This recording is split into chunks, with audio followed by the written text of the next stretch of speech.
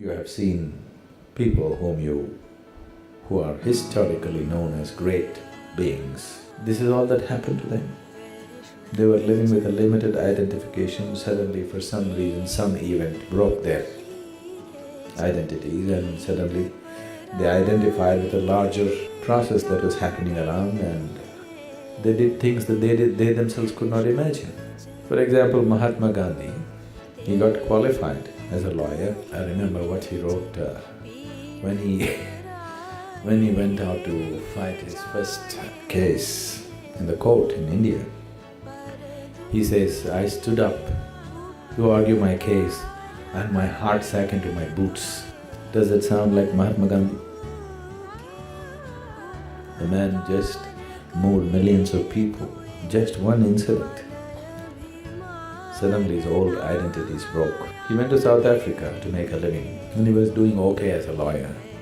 And one day he bought a first-class ticket in a train and got in.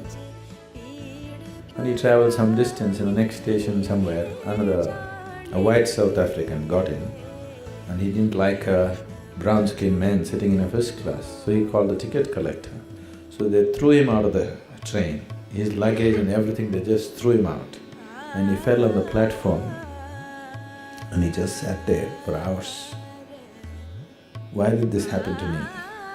I bought a first-class ticket, why am I thrown out of a train? Suddenly he identified with a much larger problem that existed, and he became a colossus. Just broke that little identification and moved into a much larger identity. Probably there has never been another man on this planet who moved as many people as Mahatma Gandhi moved, with such simple ways. Never before another conquering force on the planet has been made to vacate the land where they had taken root without firing bullets at them or killing them or anything like this. See, shooting at the soldiers who are carrying guns is one thing. Throwing bombs at them is another thing. But just going there, standing on the street and willing to be beaten down on the heads with cracked skulls, you fall down, one line of people fall down, the next line of people come and give their skulls to be broken again, is a completely different kind of strength. It's not easy.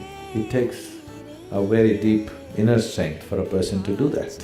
And that's what he managed to do. And all that happened to him was from his small identity of himself and his family and wanting to make a living, his identity just exploded, identifying with the larger problem of the people that was there at that time.